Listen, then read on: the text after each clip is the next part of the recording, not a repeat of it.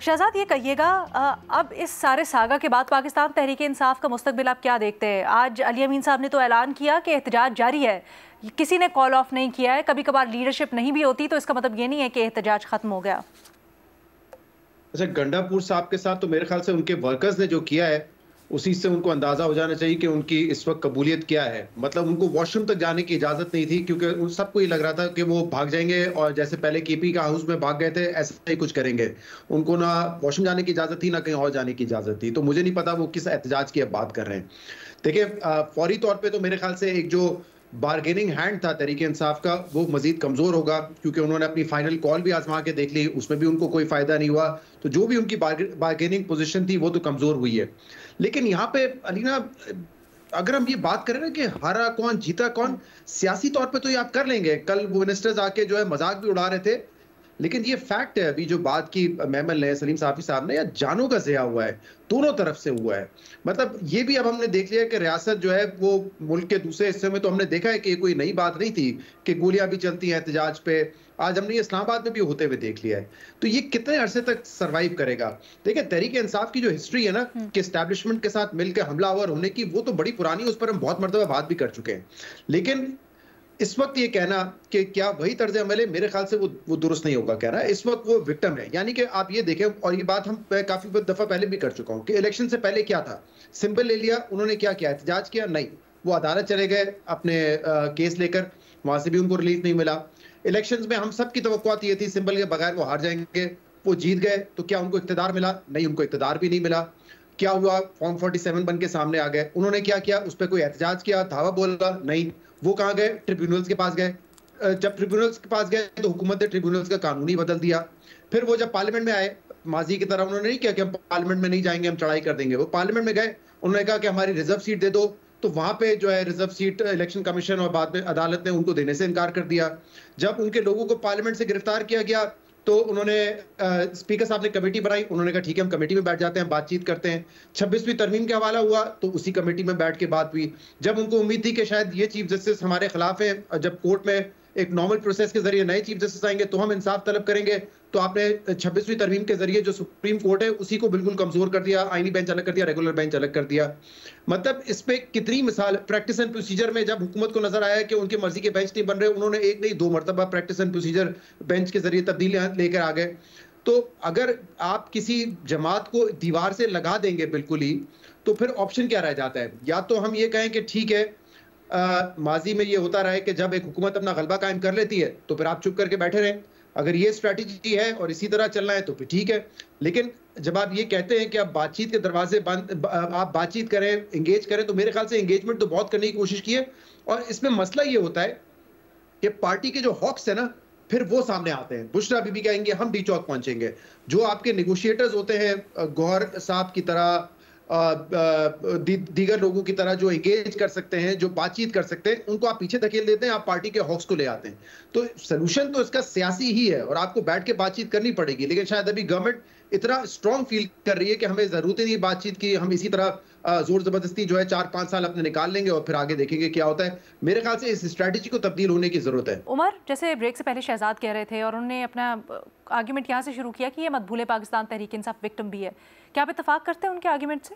नहीं अलीना, मैं इतफाक नहीं करता शहजाद से। शहजाद ने जिस अंदाज में तहरीक इंसाफ को पेश किया ना, ये तो बड़े ही साई किस्म के लोग लगते हैं जिनका कोई रोल ही नहीं है, बस इनके साथ ज्यादती हुई हैं। मैं इससे, मेरा इससे व्यू बड़ा डिफरेंट है और मैं समझता हूँ कि जिस इंतकाम का सामना इस टाइम तहरीक इंसाफ कर रही है, इसकी बुनियाद तहरीक इंसाफ ने खुद रखी हुई है। दूसरा ये है कि ये किसी के साथ चलने को तैयार नहीं है। अगर ये जो बात, अगर हम जो इलेक्टोरल सिंबल की कितनी दफ़ा बात कर चुके हैं, लेकिन हमने कभी ये बात की है कि ये 2 साल में इलेक्शन ही ठीक नहीं करा सके। हम ये बात करते हैं कि वो देखिए आखिरी दिनों में उनको किस तरह के हालात थे, वो तो इनके जो है छुप छुपा के इलेक्शन करा रहे थे। इनकी अपनी गवर्नमेंट थी, तब से ये मसला चल रहा है, तब से इन्होंने इलेक्शन नहीं कराए, उस पर बात नहीं होती। और फिर ये जो जब इन्होंने असम्बलियां तोड़ी थी, जब पंजाब असम्बली तोड़ी थी या केपी असम्बली तोड़ी थी, इनके अपने जो चीफ मिनिस्टर हैं वो इमरान खान के मिन्नतें करते रहे कि ऐसा ना करें, इमरान खान ने किया। तो अब अगर आपने अपनी चॉइसेस है ना आपकी, आपने, और हर चॉइस की एक अपनी प्राइस है। अब यह है कि अदम एतमाद इतना ज्यादा है, कि हुकूमत को एतमाद नहीं है। और फिर उसमें जो एक चीज मैं बड़ी अहम भूल गया, वो 9 मई है। मुझे इस बारे में कोई भाव नहीं है कि इस तरह का काम आज तक इंडिया नहीं कर सका। जो पीटीआई ने किया इस तरह का काम आज तक टीटीपी नहीं कर सकी। लेकिन चूंकि ये एक मिडिल क्लास पार्टी है, हम में से हैं लोग, और हमें जो है ना, हमने उसको एक नॉर्मलाइज कर लिया है। हमने इनकी वायलेंस को नॉर्मलाइज कर लिया। आपको याद होगा कि लास्ट टाइम भी जब आए थे उस टाइम एक पुलिस वाला शहीद हुआ था, कोई बात ही नहीं हुई थी। आज हम इसलिए बात कर रहे हैं कि कोई तहरीक इंसाफ के भी 2 बंदों के बारे में, कोई 3 के बारे में इतलात आ रही है कि उनकी डेथ हुई है, और इवन तब तक रेंजर्स की भी बात नहीं हुई। रेंजर का भी हम जो है ना मक्कू ठप चुके थे जी कि उनके जो 3 लोग हैं, 4 लोग हैं, रेंजर ने खुद ही मारे हैं। ठीक है, ये इनका जो तरीका। और ये जो अभी इस दफा आए हैं, क्या किया इन्होंने आगे, डी चौक में इनको बड़ी देर बाद आने की एक मौका मिला है। इर्द गिर्द जितने भी मीडिया हाउसेज हैं उनकी इन्होंने हरासमेंट शुरू कर दी है। भाई किसी साइड पे आपका किसी के साथ अच्छे तल्लुकात नहीं है, आप एक अकेले रह गए हैं कि जो बिल्कुल ठीक है और बाकी सारे गलत हैं, और खुद भी एक हालत लड़ाई में है। आपको अपना जो चीफ मिनिस्टर है उस पर भी इतबार नहीं है, वो भी आपके वर्कर्स को पूछ के जाता है। ये एक बड़ी, हमें आइडिया नहीं है कि ये एक बड़ी वर्स्ट फॉर्म किस्म की एस्टेब्लिशमेंट होगी अगर ये आ भी जाते हैं। इधर एक पता होगा, इधर तो एस्टेब्लिशमेंट में भी हमें कुछ 4 बंदे आपस में कोई एक डिस्कशन करते हुए नजर आते हैं। ये अगर आ गए तो फिर इमरान खान जो है, वो जो बात की थी ना उसने, वो फयाज चौहान ने, कि जिधर एक ओहदा देते हैं तो उनके पीछे को 3 कुत्ते लगा देते हैं। ठीक है, तो ये ओवरऑल तो हरासमेंट विद इन पार्टी भी है और आउटसाइड भी है। जब तक इनका रवैया ठीक नहीं होगा तो इनके लिए चैलेंजेस आते रहेंगे। या फिर यही है कि ऐसी कुछ सूरत हाल हो जाए कि जिसमें ये इनकलाब ले आए और ये कब्जा कर जाए। अगर ये सिस्टम के अंदर रहेंगे तो उसके लिए लोगों के साथ नेगोशिएट करना पड़ेगा।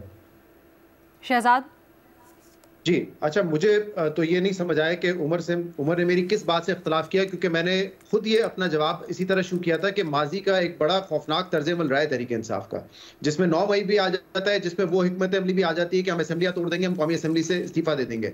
मैंने बात शुरू की थी इलेक्शन से कुछ अर्सा पहले की, जब इनके सिंबल भी लिया गया, इनके लोगों को नॉमिनेशन पेपर फाइल नहीं करने दिए जा रहे थे, वो क्रैकडाउन हमने सबने सामने देखा है। उसके बाद मैंने इलेक्शन से लेकर अब तक जो है जो पार्लियामेंट्री काम हुआ है वो भी गिनवा दिया, जो जुडिशरी के जरिए उन्होंने रिलीफ हासिल करने की कोशिश की वो भी गिनवा दिया। उसमें तो मुझे कोई इश्तियाल अंगेजी नहीं नजर आई। जहां तक उमर ने फिर कहा इस धरने में जो हुआ उसकी तो मैं पहले दिन से मुखालफत कर रहा हूं। तो जो पूरा पीरियड था 9-10 महीने का, जिसमें मैंने कहा कि जुडिशल प्रोसेस के जरिए उन्होंने क्या ट्रिब्यूनल में जाना अपने इलेक्शंस के लिए, क्या वो दुरुस्त नहीं है एकदम? उस पर आप कहेंगे कि नहीं, कानून चेंज करके हम एंड वक्त पे ये करेंगे कि नहीं, साबिक रिटायर्ड जज होगा वो भी आपका केस सुनेगा। जब आप नॉमिनेशन पेपर फाइल करने जाएं, आपके नॉमिनेशन पेपर रिजेक्ट हो जाए, फिर आप हाई कोर्ट से जाके अपील करें और वो आपके हक में फैसला दे। आप जो है सुप्रीम कोर्ट बैठे और एक प्रैक्टिस एंड प्रोसीजर की कमेटी आपके हक में ना फैसले दे रही हो, आप ऑर्डिनेंस के जरिए उस कमेटी को तब्दील कर दें, फिर आप एक और कानून लेकर आए और फिर उस कमेटी को तब्दील कर दें।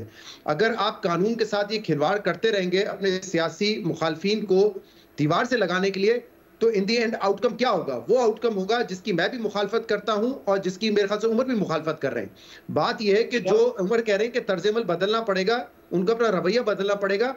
मैं समझता हूं कि ये जो लीडरशिप इस वक्त है, जिसमें बैरिस्टर गौहर साहब चेयरमैन है, उन्होंने बहुत हद तक रवैया बदला है। पहले हॉक्स का रवैया ये था कि असेंबलियों से इस्तीफा दे दो, कौमी असेंबली से इस्तीफा दे दो। 2014-15 में भी यही हुआ, 2022-23 में भी हमने ये देखा। ये तर्ज अमल तहरीक इंसाफ ने बदला है। अगर वो तहरीक इंसाफ कहते हैं हम नहीं बैठ रहे असेंबली में, हम नहीं मानते इस हुकूमत को, उन्होंने तस्लीम किया। 26वीं तरमीम जिसकी मुखालफत की, उस दिन भी वो असेंबली में मौजूद थे। तो ऐसा नहीं है कि अब मेरे ख्याल से कोई तब्दीली नहीं आई है। ये इसीलिए मैं कह रहा हूँ कि ये जो हॉक्स है पार्टी में, उनको अगर आपने जो लोग बातचीत करना चाहते हैं उनको आपने मौका नहीं दिया, तो हॉक्स आके बात करेंगे और फिर वो इसी का तर्ज अमल होगा कि धरना दे दो, एहतजाज कर दो, जिसके मेरे ख्याल से हम सब मुखालिफ हैं।